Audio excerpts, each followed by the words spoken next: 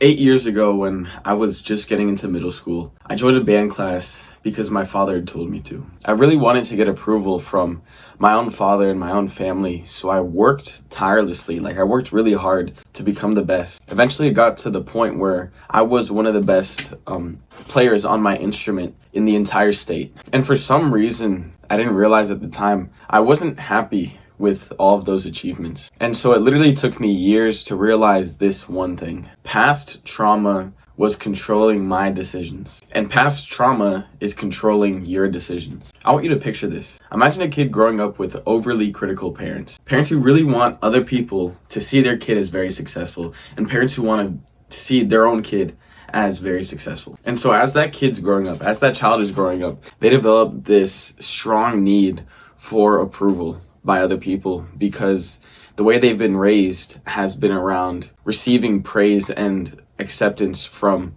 their parents, right? And so they start to believe that their worth depends on that external praise. And so let's say that this kid, as a young adult, finds out that he really enjoys art. And so now he's presented with these two different paths, and they both feel kind of right to him. The thing is, he doesn't know what decision to make. And so if he chooses to heal, he'll be able to make the right decision. But let's just say that he's not even aware that healing is going to help him. He's not even aware that him not being able to heal is affecting that decision. And so instead, he goes to his parents for advice. And so what do you think his parents are going to say? Especially with the way they raised him, right? They already have this vision for what he's going to do and what he's going to be.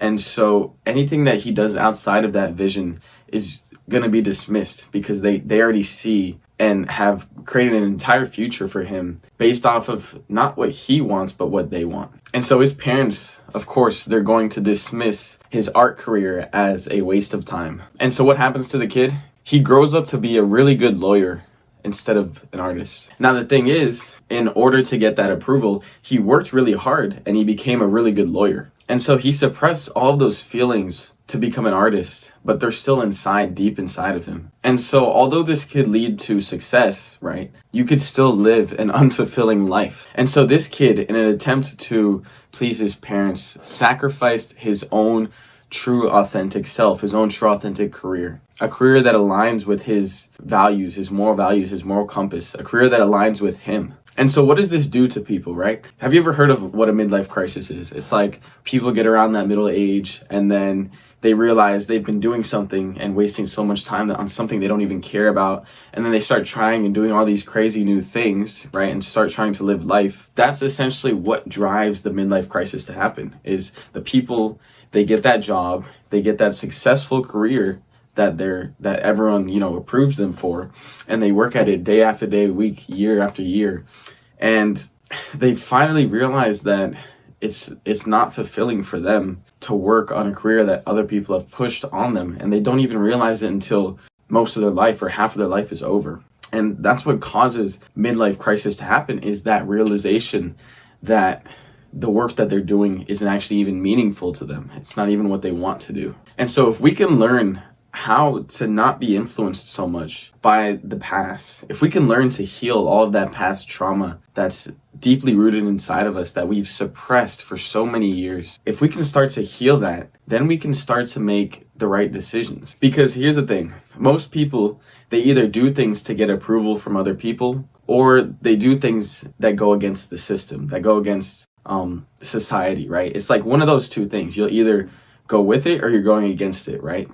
The thing is, neither of these is really what we want to do. The career that we want is the thing that we don't have to even earn money to do it for the rest of our lives, right? And I'm sure this is something you can relate to. There's something that you could do every day for like the rest of your life, or for a lot of your life, that you don't even need to earn money for, and you'll still be happy.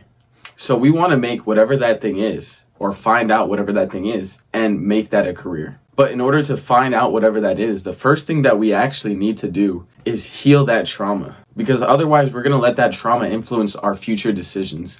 Whether we acknowledge it or not, those suppressed feelings are going to affect our future decisions. It's like those people that go through a breakup and they'll start kickboxing or fighting, right? And although it feels right in the moment, it's like, yeah, I went through a breakup, now I have to fight and kickbox and all that cool stuff. Is that really like you? Is that really authentic to you? Or are you just doing that so that you can get back with your ex? Or it's like, sometimes I'll go to the gym and I'll see someone that's bigger and stronger than me, which is, it's rare. No, I'm just kidding. But I'll see someone bigger and stronger than me, and I can't help but sometimes think, I need to go harder in the gym. I need to put all my focus in the gym. I need to get bigger and stronger. And I still go to the gym daily. I still love going to the gym. But ultimately, like, the end goal for my life isn't like to be the biggest, strongest guy in the world, right? And for some people it might be, but for me personally, no. And so if I see someone else in the gym that's bigger than me, sometimes I can't help but go to the gym more and more. And the thing I realized about this is that that's not even what I want to do. It's just I see someone who's bigger and stronger than me, and I kind of want to be more like that. But it's like based off of that person making me feel insecure about like my size. And so that's not even authentic to me. Like, if I didn't even see him, that thought wouldn't have even come to my head. So the fact that he or that person is affecting what I do, that is when we start to live our lives based off of other people instead of living our lives based off of ourselves. And so if we can learn to not let that happen, to heal that trauma, those insecurities within us, if we can learn to heal those things, then we can actually start to learn what we like, to learn a lot more about our true selves, the things that we actually enjoy doing. And also another great thing about healing these traumas is that, like, other people notice. They can't really tell distinctively like exactly what's changed with you, but they notice like a huge difference between the version of you that still has a lot of insecurity and hurt and all these emotions that are just trapped up inside that you don't want to show, that you kind of hide, versus the version of you that's dealt with all of these, that has done all the things required to heal from these traumas, from these past things that have happened. And there's like a huge difference between those two. And it's also going to lead to a healthier body that's holding less tension and that's presenting more confidence, and a healthier mind where you just think more clearly and you think true to your authentic self instead of being influenced by all these random things, all these random people telling you different things. And it's also going to lead to better decisions, career decisions, emotional decisions, just life decisions. Healing that trauma is going to help you make more clear and just better decisions. And so I want you to realize that the reason that we actually have trauma is because we keep pushing down our emotions. And the reason that we push down our emotions is because we've been conditioned from past experiences, from like when we were kids, to not show anger, to not show hate, to not show sadness, right? And so we were kind of trained to only show the good, presentable parts of ourselves, like happiness, joy, and it's kind of seen now socially like as a bad thing to show these emotions. And so kind of think of it like this, right? When you were a kid, you probably experienced something like you were eating your candy, right? And then your parents told you, hey, that's bad for you.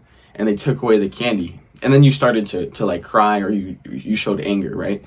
And when you showed these emotions, they probably went and said, hey, no crying, or hey, stop being mad. And they did something kind of like that, and they got mad at you, and then you learn to push those emotions down and to just keep going, right? You learn to push all those down, even though you still felt them. You learn that for some reason you have to push those things down and you can't express them. And the thing is that by pushing those things down, they don't just disappear, right? We think like it doesn't make a difference. Like if we push those things down, those emotions down, those feelings down, that nothing can hurt us, nothing can affect us. But the truth is, like, we push those things down, but they slowly, subconsciously keep coming up and affecting our decisions. They keep coming up as insecurities, and we don't even realize that they're affecting our social behaviors, the way we speak, the way we listen to other people, and they're affecting the way that we view the world, right? Our perspective of the world. And we start to put these biases that we don't even know where they come from. But the truth is, most of them come from these early childhood experiences that were traumatic, that we just kind of pushed down. And so the only way to actually heal these emotions is to bring them back up and to actually feel them, right? Like to feel the sadness, to feel the anger, and to just fully experience it. Because if we don't experience it, we're just pushing it down and letting it slowly come up. with our lives, and this is what causes those insecurities. And so this is how you process those emotions. And so the first thing that we can do is shaking and breath work. I'm going to show you a video of a deer that got caught by a cheetah or a leopard or something. Watch what happens when the leopard, like, it gets distracted because it thinks there's another predator out there, and it goes away for a little bit to hide. But the leopard wanted to come back and to finish off its prey, and the deer is like faking dead. So I'm just gonna let you watch this video.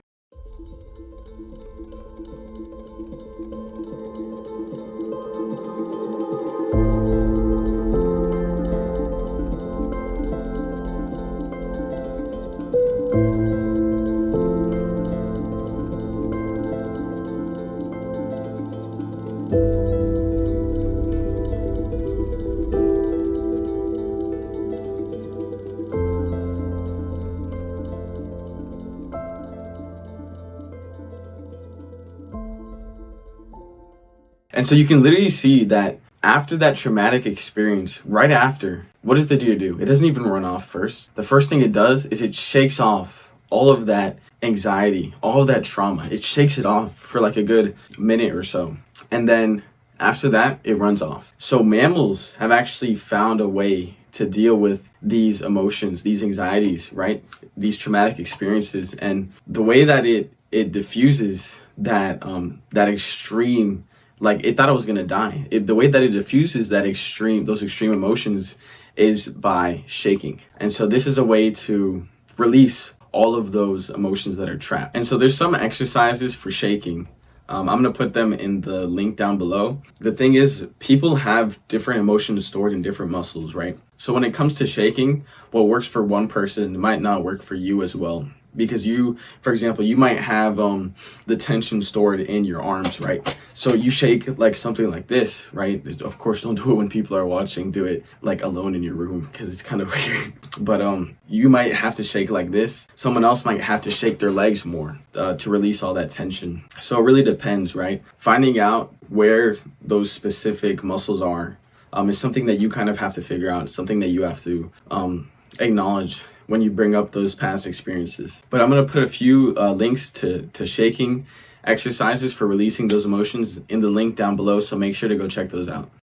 And another thing I want to talk about is breath work, right? For example, one of the best ones that I do this one like every day, multiple times a day, is breathing in, and then when you get to the top of the breath, you hold it, and then you breathe in just a little bit more, and then you breathe out. So if you want to do this one with me, you can do it right now. Breathing in.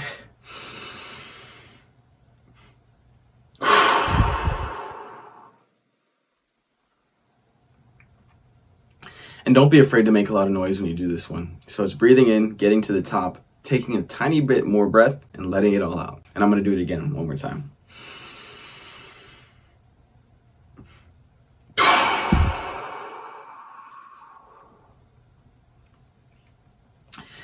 And that specific technique has been, there's reasonable research that suggests that actually helps with anxiety, and it helps with releasing certain chemicals and certain hormones that make you feel more relaxed and lower anxiety. Okay, the second thing I want to go over is journaling and feeling. Now, by journaling, what do I mean?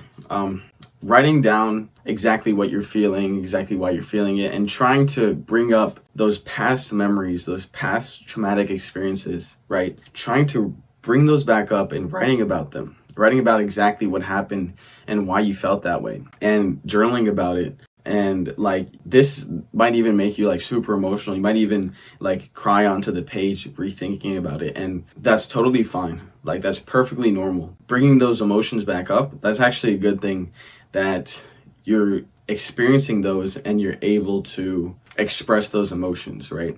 So once you've fully expressed those emotions, it might take a few days or it might take a while, but once those have all been let out, then that's when those emotions are released, and you're not going to feel them again because you've already let them out instead of pushing them down. And then feeling, right? Just like laying on your bed, sitting in an empty room, no one else around, and just feeling, right? And thinking about those experiences and just feeling them and embracing them. Not trying to hide them, not trying to push them down.